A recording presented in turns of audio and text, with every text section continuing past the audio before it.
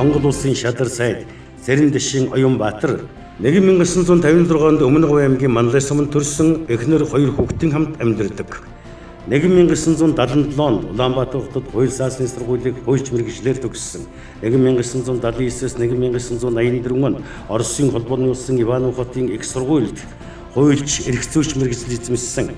1993-аас 1994 онд Оросын холбооны улсын засгийн газрын дэргэдэх улс тардын аж ахуйн академид эдийн засаг бизнесийн чиглэлээр суралцсан магистрийн зэрэг хамгаалсан.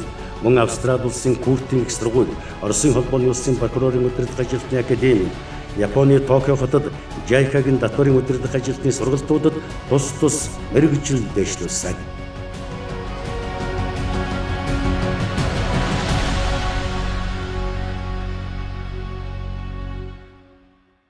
Шадар сайд та энгийн малчны гэр бүлээс гаралтай өөрийнхөө нутаг ус удам судрын талаар ярьж өгөөч гэж би хүсэж байна л та.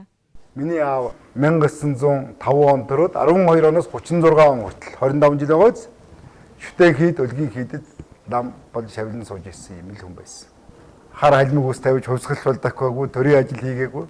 Миний ээж бол их дайчин ажилсаг, зүүн баян Өмнөговийн бензин зөөдөг, замын хажууд амьдардаг манай гэр. Ягаад гэвэл манай ах зүүн баянд ажилладаг байсан учраас хөөрөөгүй хоньныхаа 5 литр сүү явуулах гэж зам дагсан. Жолооч нар шавсан ийм л айл байсан. Би тэр айлын хамгийн бага хүүхэд 6-7 нас хүртэл ээждээ эрхэлсэн. Ээж маань гэнт хот яваад тэгээд байхгүй болцсон босч ирээгүй. Би жил гараа харсан. Зам ширтсэн. Тэгээд ерөөсөө ирэхгүй яах вэ? Ястаа байсан юм байна лээ. Тийм л эгэл жирийн одоо малчны хүүхэд би чинь тэгээд шүтлэн унаад тэмээ мал эргүүлээд нутгийн залуучуудтай давхалдаал ингээл одоо 18 нас хүртлээр бол би цэвэр одоо мал аж ахуй хөдөө орон нутгатайгаа холбоотой байсан. За тэгээд дараа нь ингээл сургууль, оюутны байр. Тэгээд яах вэ? Уг нь стипенд сайтын хэрнээ мөнгө үрчгээл сонгохоор харж ирсэн. Ганц көөхий авах мөнгө гэж сонгоцоод авахгүй. Тэг хинээс 80 мөнгө зээл көөхий авах вэ гэж бодож зогсож байсан. Тийм үе байгаад. Улаанбаатарт оч чонох айл байхгүй гудамжны сандал дээр хонцоход өглөө явж ясна нэг байр дотор байж хаагддаг шүү дээ таагддаг. Гэх мэтлэнгийн хүний амьдрал бүхэл юм байгаа шүү дээ. Ингээд төрийн ажилд хамгийн багаас нь би хэлсэн говийн нэг сум хариуцсан эсгийн прокурор эсгийн шүүгчээс эхлэв. Тэр үе чинь тэмээж хунж явлаа, морж хунж явлаа, мотоциклоор явж байлаа. Тэгээд ажиллаа амжуулаад шатараалаад ингээд. Тийм учраас би төр гинт такуж ирсэн хүн биш. Төрийн ажлаас хальшрах болдох хэрэг байхгүй. Миний хамгийн гол юм бол Монгол төр гэдэг ариун дагшин бидний хүндэл дээдэлж явах ёстой. Амьдарч байгаагийн утга учир болж байгаа. Энэ ард түмэндээ энэ төрдөө шударгаар зүтгэх л гэж. Шадар сайд гэхээр яг ямар ажил хийдгийг? Шадар сайдын ажил бол засгийн газрын гал тоглолтоо. Ер нь манай шадар сайдууд бол үе үед нь засгийн газрын ачааг үүрч явсан. Би тэднээс дутхгүй хичээж зүтгэж байгаа. Харамсалтай гэх юм уу хамгийн хүнд хэцүү үе энд таарсан. Өөрөөр гамшигын менежмент гэдэг бид одоо авч хэрэгжүүлсэн. Энэгээр бид хөрөл багтаа гарсан. Том Улаанбурхны дэгдэлт асар хүнд үе. Энэ үед эрүүл мэндийн спортын сайдын ажил. Монголын түүхэнд бол ийм хоёр хүнд ажлыг нэг хүн авсарч хийж байсан тохиолдол байхгүй юм билээ. Бид хичээсэн, зүтгэсэн, хүндрэл бэрхшээлүүд их байлаа. Хөрөнгө мөнгөний дутагдал их байлаа. Тэгээ одоо сая 5 сарын 12-оос 25-ны хооронд вакцинжуулалтыг хийснээр Улаанбурхан намжиж байгаа байхгүй. Маш түргэн хугацаанд энэ мөнгийг шийдвүлэх энтх рүү явуулж тэнд захиалгаар вакцины үйлдвэрлэлтэнд хүндрэлтэй байсан. Тэгээд авчраад бид нар үндсэндээ нэг 5 сарын 31-ний хүртэл хийсэн ингээд үндсэндээ нам дарагдаж байгаа байхгүй. Цагийн эмийг цагт нь хийж урьдчилан сэргийлэлт гэдэг эмийг бүх салбарт хийх ёстой маа. Энэ хүнд хэцүү цаг үеийг одоо даван туулах энэ ажлыг амжилттай зохион байгуулж хохирол багтай байгалийн гамшиг даван туулсан энэ ажлыг амжилттай зохион байгуулсан тэнд одоо талархал илэрхийлье.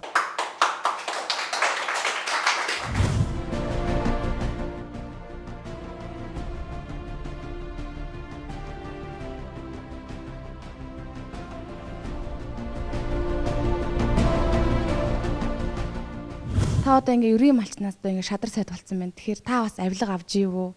Таныг ер нь авилгатай тэмцэх газар дуудсан уу? Энэ авилгатай тэмцэх газар гэж юу хийдэг газар гэдэм бэ? За яг би дөрөв хэлсэн авилгатай тэмцэх газрыг 98 онд бидний боловсруулсан, 2005 онд батлагдсан авилгын эсрэг хуулиар байгуулсан. Энийг бий болгоход би бол одоо судлаач юм, багш юм гэдэг утгаараа маш идэвхтэй оролцсон. Сүүлийн үед авилгатай тэмцэх газар бол улс төрчин захиалгаар хэн нэгнийг хэлмэгдүүлдэг ийм байгууллага болжээ. Авилга гэдэг юм бол Монголд байгаа. Үнэхээр хавтгаарсан байгаа. Түүний дотор офшор дансууд мөнгөө хийдсэн хүмүүс өнөөдөр бараг бүгдээр улсын их хурлд нэр дэвшиж байгаа шүү дээ. Энэ мөнгийг Монголын ард түмнээс нууж авч нуусан болохоос биш. Тэнд тэр хүмүүс ямар ч бизнес хийгээгүй. Монголч бизнес хийгээгүй. Оюутлогыг худалдсан. Тавантлогыг худалдсан. Энэ уулуурхан байлгуудыг худалдсан. Гадныхантай нийлж ирсэн. Энэ гадаадаас орж ирсэн хөрөнгө оруулалтыг 2.1 Самурай бонд, Чингис бондыг завьсан хүмүүс л энд мөнгө хадгалсан баг шүү. Би бол 49-оор тогтохгүй гэж бодож байгаа. Надад хүн мэдээж авилга өгөхгүй. Авилгын асуудал гэдэг юм коррупцийн асуудлаар бол би байнга 92 оноос хойш би 10-аад ном бичсэн байнга ярьж байгаа хүн. Авахчгүй надад тэрэг. Ер нь бол хөрөнгө мөнгөнд шунан дурлах, хөрөнгө мөнгө утга учиргүй цуглуулах бол нэг ёсны одоо сэтгэл зүйн гажуудал гэж ойлгох. Чингис бонд, Самурай бонд гэдэл ингээл ахаал үр гараад ирсэн тий. Тэгээ бас ингээд сүүлийн үед ярьж байгаа асуудал бол офшор данс гэл. Танд ч гэсэн магадгүй энд мартцсан нэг офшор данс байгаа юм шиг үстэй. Надад гадна ямар данс байхгүй. Монголын одоо чадламж би хурааж амжаагүй. Яагаад гэвэл би төрийн ажлыг дуусгачаад хувийн салбарт одоо өмгөөлөл консалтинг хийж болно. Өөр бусд байдлаар амьдрал аваад явсан. Би хүүхдүүдэд төрийн тендер бизнесийн ажилд ойртуулдаггүй. Яагаад гэвэл энэ ёс чудаггүй бөгөөд Монгол төрийн зарчимд харьцлана гэж үздэг. Ийм төвшөөд ийм хүмүүс бол төрд олон байгаа шүү. Монгол төр бүхэлдээ ялзарч байгаагүй шүү. Харин сонголт зөв байх ёстой, шудраг байх ёстой. Энэ манай сонгогчдын маань алдаа их нөлөөлдөг байхгүй юу? Тухайн үедээ зөвхөн хэдэн төгрөг амьдралын хүнд байдлаас шалтгаалаад одоо үндсэндээ өөрийнхөө төрөө сонгох, төр барих эрхээ худалдчихад сүүлд нь харамсдаг. Энэ удаа тэхгүй баха. Энэ удаад бол олон хүмүүс ярьж байгаагаар бол манан биш ээ гэж хэлж байгаа бол дотроо бодолтой дөрөв суртай хэлж байгаа үг гэж бид ойлгож байгаа.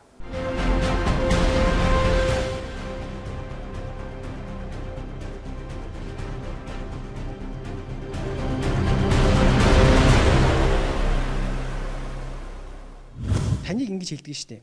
Нэг хүн зориулсан хууль гаргасан гэж. 2013 оноос би өршөөлийн хууль дээр ажилласан. Энэ өршөөлийн хууль дээр ажиллах шалтгаан бол 1983 онд оюутан байхдаа би энэ барууны хүний эрх, одоо бол бидний ярьдаг хүний эрх шүү дээ. Барууных байсан юм. Харьцуулсан судалгаа хийсэн. Тэгээд нэг нөгөө үнийг хэлэхэд тухайн үедээ бол зөвлөлтөд байсан оюутан шүү дээ. Тухайн үедээ бол социализмын иргэний эрх бол барууны хүний эрхээс олон талаар давуу таймаа гэдэг. Би одоо маш том дүгнэлт хийж олон улсын оюутанд өөрийнхөө бэлтгэсэн лекц авчихсан л да. Бэлдэж. Тэгээд намайг энд хүнэлсэн. Хүний эрхийн чиглэлээр бол би олон зүйлийг хийсэн, хэд ном бичсэн, Amnesty International байгууллагыг одоо Монголд анх бий болгож бид энэ цаазаар авах халыг гэдэг жагсаал цуглааны гудамжинд олон удаа зохион байгуулсан. Манай элбэг ерөнхийлөгч гарч ирээд энийг одоо дэлхийд зарлаад Монгол улсын нэрхэнд элбэг дорж ерөнхийлөгчийн нэрхэнд бол их өндөр болсон шүү дээ. За энэ өршөөлийн хуулийг 2 жил дарж байж гаргасан гишүүн санаачилж болохгүй л дээ. Миний одоо боловсруулсан хуулийг бол 24 гишүүн дэмжсэн. Гарын үсгээ зурцгаасан. Бидний хамтын бүтээл гэж хэлэх ёстой. Тэгээ энэ хуулийг гаргах бол миний амьдралын маш том зорилго байсан. За энэ хуулиар шүү дээ. Албан ёс соёлын доогоор 1700 хүн шоронгоо шууд судлагдсан. Энээс гадна 1000 гаруй юм уу 1500 хүн урьдчилан мөрдөн байцаалт хэргийн шалгаж байсан хүмүүс их байхгүй болсон. Ингэснээр нийтдээ 4000 орчим хүний ял чөлөөлөгдсөн буюу ялаас амжаа буурсан байгаа. 84000 албан ёсны нэрийн жолоочийн эрх сэргийлэгдсэн. Захиргааны арга хэмжээний зөрчил нь арилсан байхгүй юу? За тэгээд нэг хүн байна, хэдэн хүн байна?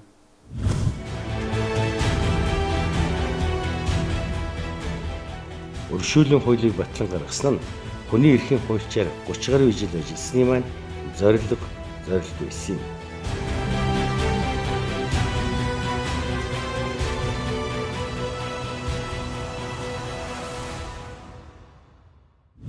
Монголын жинхэнэ улс төрч хүн яаж төрж гарах хэвээр ямар замналтай байх хэвээр вэ?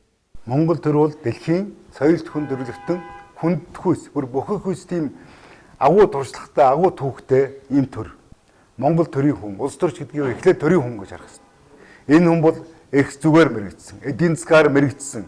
Төрийн ажлыг анхан шатнаас нь шат дараалан хийж амьдралын жаргал зовлон туулсан хүн байх хэрэгтэй байхгүй.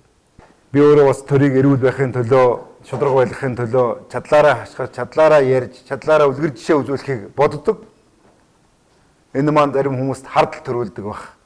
Чи яагаад дансгүй байдгийг, чи яагаад юу вэ? Үгүй чи Монгол төрлөө би зүтгэх нь хамгийн ариун нандин зүйл шүү дээ. Одоо хил дээр цэрэг хүн хилээ манаа зогсож байгаа. Миний ард Монгол улс байгаа. Миний ээж аав, үр хүүхэд одоо хайртай бүсгүй маань байгаа гэж бодоод тэр хүн бахархалтайгаар зогсдог шиг би Монгол төрлөө зүтгэж байна гэдэг бол миний хувьд агуу сайхан ов заяа. Би энэ төлөө л ямар ч байсан энэ насаа зориулна гэж бодож байгаа.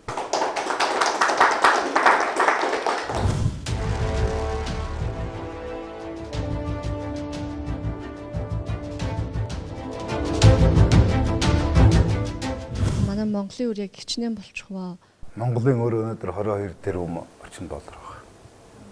Монголынхоо 3 сая хүн амд хуваах юм бол нэг хүн хүүхэд дөнгөсөө төрсөс үл хамааран 100 настай буураач гэсэн 15 сая төгрөгийн өртөө байгаа.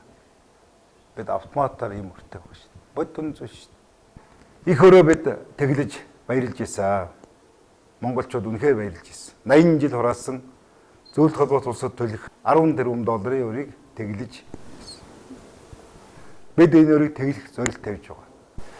Улс төрийн эрх мэдлгүйгээр энийг шийдэхэд бас хэцүү байна. Гэхдээ энэ асуудал бол тийм цаг хугацааны асуудал. Ийм боломж байгаа. Өрийн асуудлыг тэглэх бүрэн боломжтой. Тийм дуршлаг бидэнд бий. Хэрвээ та энэ сонгуулиар улсын их хурлд суувал ямар эрч хүчээр ажиллах вэ? Танд бодож төлөвлөсөн шинэ үзэл, шинэ баримтлал байна уу? Хамгийн чухал асуудал. Монгол улсын хувь заяа ямар байх вэ? Бид энэ чигээрээ байх уу? Энэ чигээрээ талцаад хоорондоо тэрсэлдээд ингээд явах уу? Энэ Монголын улс төрчид хагаралдаад байгаа хүмүүс дугуй ширээнээр тойроо суух хэрэгтэй. Монголын хөгжлийн бодлогыг ярих хэрэгтэй. За бид бол нэлээд цэгцтэй томкон хөгжлийн асуудлыг барьж авсан. 10 жилийн дотор Монголыг дэлхийн шилдэг 30 орны хэмжээнд хүрэх болсон. Ингээхийн тулд бид 60 тэрбум долларыг энэ газар тууны дорх баялагаасаа бид босгох ёстой. Ингэж босгох болцоо дэлхийн улс орнуудад төөний дээр соёл төн төрөлхтөнд байгаа. Тийм учраас нэгдмэл цогц цэгцтэй хөтлөр бодлогыг бид гаргаж үнийг хэрэгжүүлэх ёстой. Миний хийгсэн асуудал маш олон зүйл байгаа. Хийж ирсдээ бисээ хэлсэн. Гэхдээ одоо энэ хуралд ороод би нэг хүний эрхийн ганц сайн хуультай болгочих юмсан гэж. Хуулиудыг бид болиё. Зөвхөн хан уулчид өнөөдөр энэ лаг шавар арьс ширний үйлдвэрийн бохир дотор амьдарч шүү дээ. Ингэж болохгүй шүү дээ. Энэ хүмүүсийн эрүүл мэнд амь нас хорогдож байна шүү дээ. Ингэж амьдарч болохгүй.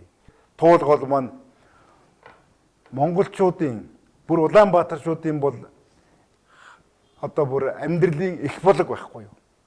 Энийг хамгаалах ёстой. Энийг ариун дагшин байлгах ёстой. Туулгол цэвэр тунгалаг урсгах ёстой. Энд одоо би хан уулд нэр дэвшиж байгаа хувьд миний гол зорилго би энд харж байгаа. Харин ингэхийн тулд хан уулчуудтай бүгдээрэнтэй хамтрах ёстой. Би төвчэнд болъё. Би урд нь гарыг. Туулголын асуудлыг энэ бохирын асуудлыг би жилийн дотор цаанд жил хагасын дотор би шийдэж чадахгүй Монгол улсын их хурлд би суухгүй. Надад хэрэг байхгүй. Хамгийн гол юм ард түмнээс сэргээх хан уулчуудыг Улаанбаатарчуудыг сэргээх ёстой гэж бодож байгаа. Би жоохон тэмцэгч нартай үг хэлж магадгүй. Угаасаа ч миний характер тэр ярих биш хийх ёстой.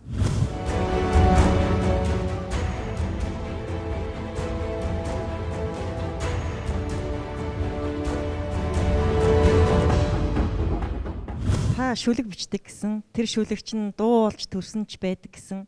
Тэгэхээр та яг одоо хүсэл мөрөөдлийнхаа тухай сэтгэлдээ байгаа дөрвөн мөртөө хэлж өгөөч.